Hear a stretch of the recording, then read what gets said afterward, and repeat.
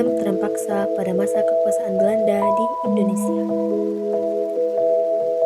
Sistem tanam paksa adalah aturan di mana penjajahan Belanda, di mana penduduk Indonesia harus menyediakan sebagian lahannya untuk ditanami tanaman produksi untuk kepentingan ekspor, atau harus bekerja paksa di perkebunan milik Belanda, di mana rakyat Indonesia dipaksa untuk bekerja, yang pada masa itu bangsa Indonesia sangatlah menderita dikarenakan tanam paksa, yang mana pemimpinnya adalah Johannes van den Bosch, adalah jenderal sekaligus gubernur dari Belanda,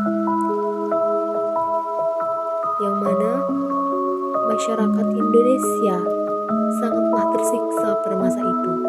Mereka harus disuruh menanam makanan pokok. Tujuan dari tanam paksa adalah untuk memperbaiki ekonomi Belanda pada masa pemerintahan Van den Bosch.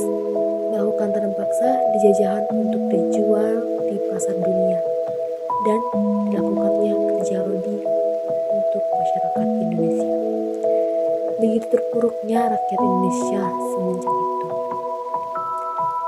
sehingga kita sebagai penerus bangsa harus bisa mempertahankan Indonesia supaya Indonesia tidak dijajah lagi, karena kita sudah melihat bagaimana sulitnya bangsa Indonesia meraih kemerdekaan, yang mana pada saat itu rakyat pribumi mengartikan bahwa tanam paksa adalah kultur dengan pelaksanaan proyek penanaman dilakukan dengan cara-cara paksa, dan bagi yang melanggar akan dihukum fisik oleh Belanda. Penanaman tanaman tersebut menjadikan Indonesia sebagai produsen tanaman ekspor. Walaupun demikian, tetapi rakyat Indonesia sangatlah menderita karena itu. Sehingga sistem tanam paksa adalah peran penguasa pribumi, penggerak petani penghubung dengan Belanda dan mendapatkan bonus. Dan itu semua hanya menguntungkan Belanda, tidak sedikit pun menguntungkan Indonesia. Hanya saja Indonesia diuntungkan. Mereka jadi mengetahui bagaimana cara penanaman